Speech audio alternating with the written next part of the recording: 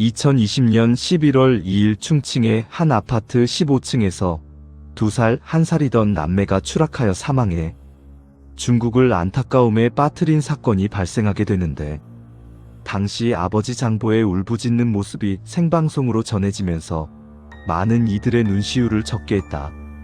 하지만 며칠 뒤 충격적인 소식이 전해졌다.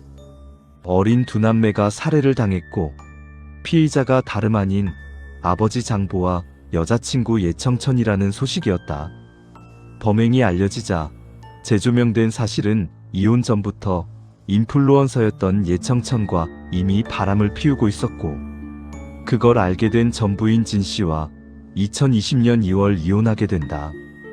이로 인해 장보는 혼자 2살 딸과 1살 아들을 키우고 있었는데, 예청천은 재혼을 하면 본인의 아이가 아닌 아이들을 키워야 하는 상황에 두 아이들이 장애물로 보이기 시작했고 장보에게 살해 제안을 했다.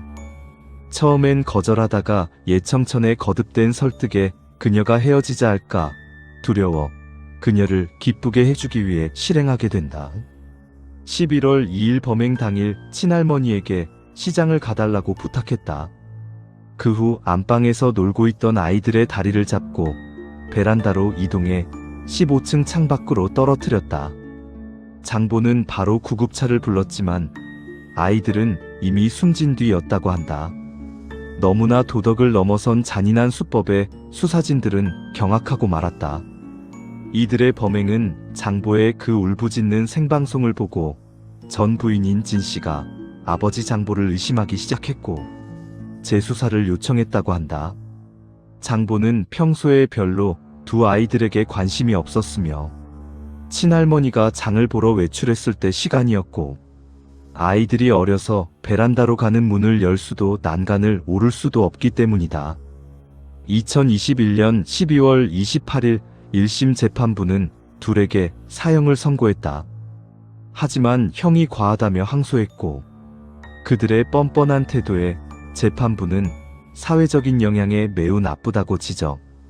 2023년 5월 11일 최고인민법원에서 1심 선고 그대로 사형을 확정했다. 그리고 1월 31일 형이 집행된다. 사건 발생 후 4년 만이다.